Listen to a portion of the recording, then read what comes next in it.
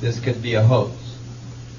Well, okay, nobody believed him, except that the Chinese government in the last few years have released these pictures. There's hundreds of pyramids in China.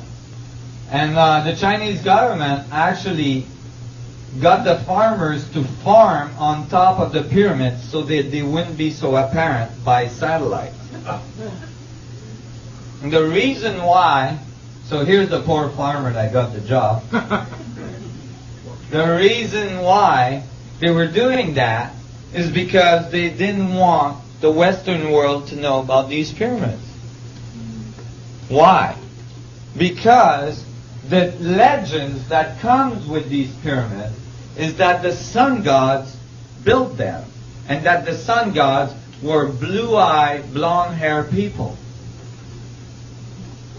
As far as the Chinese government looked at this, blonde-haired, blue-eyed people had to be Europeans. And the last thing they wanted was European people being responsible for some of the most ancient knowledge of the Chinese tradition.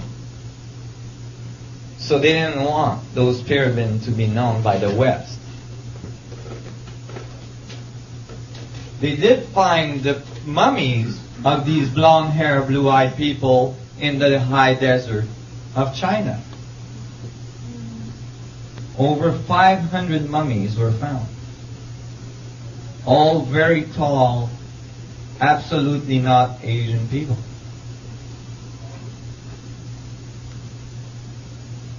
And then you go to the forbidden city of China. The city that holds all the knowledge of the universe. All the knowledge of the sun gods. And at the entrance of the city is the Sphinx, the lion, which in both Egypt and Chinese tradition are the guardian of the knowledge. They guard the knowledge under their paws.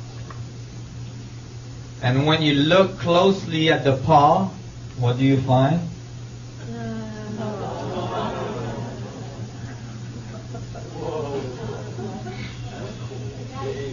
A spherical intersecting pattern of the flower of life, which generates 64 tetrahedron grid. Guardian of the knowledge. Fairly old, but this section of China was largely rebuilt and fairly recent, But it's all coming from very ancient tradition that's passed on orally throughout the ages. That's why you find still the knowledge being present. Although the knowledge of the sun gods has been very, very confused and diluted throughout the ages. So, do we have evidence of the sun gods? We do. These are skulls that are found in temples in South America. This is in the Peruvian Museum. I call it Conehead. When the archaeologists found this, they said, "Oh, this is the result of skull deformation." You know how the ancient tradition, they would bend their head to deform them? Now, they did do that. This is the bust of Nefertiti, for instance. Tutankhamun did have a deformed head. There's many skulls like that.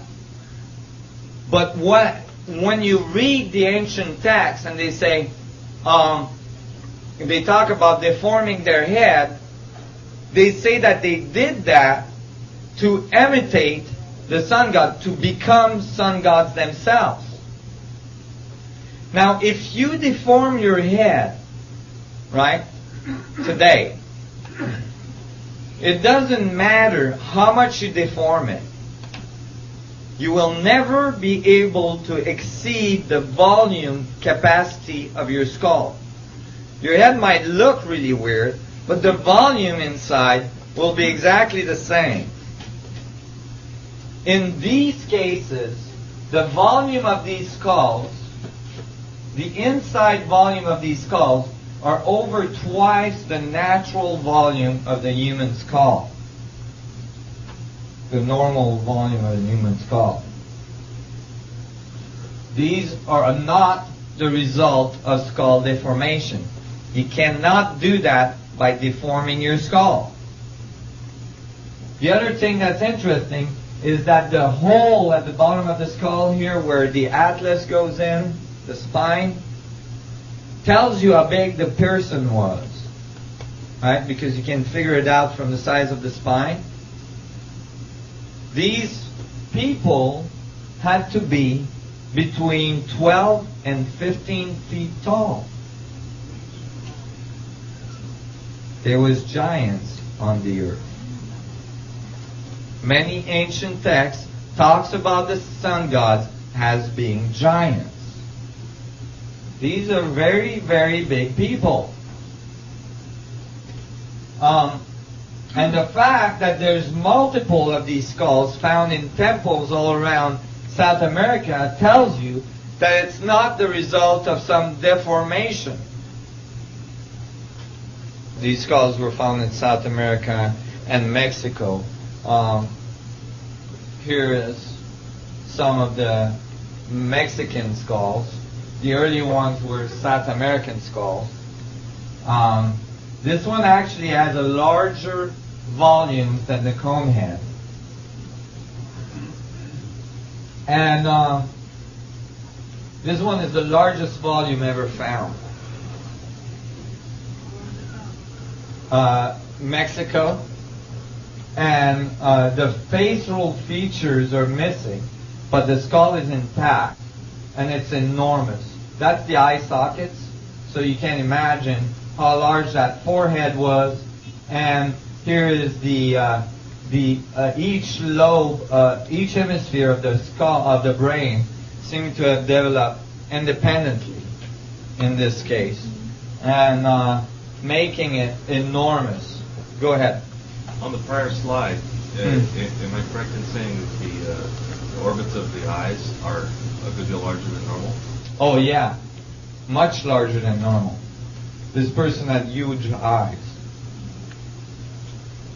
And there's all sorts of features on these skulls that are not normal.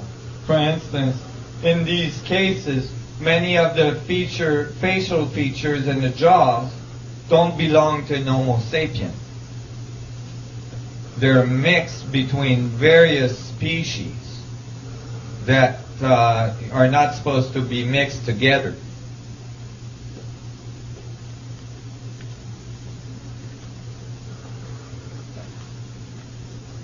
Here's Tutankhamun. Even Tutankhamun seemed to have a larger than expected skull. Here's his brother as well. Now, there's many instances in the Egyptian and the Mayan and the Inca scripts where they describe that the sun gods, including in the Bible, where they describe that the sun gods actually mixed and had children with women of the human species. And that generated a whole new species which was half sun gods, half man. So here, these might be evidence of this altered species, of this mix. And you would expect that these people would become pharaohs because they would have all sorts of capacity that the average man didn't.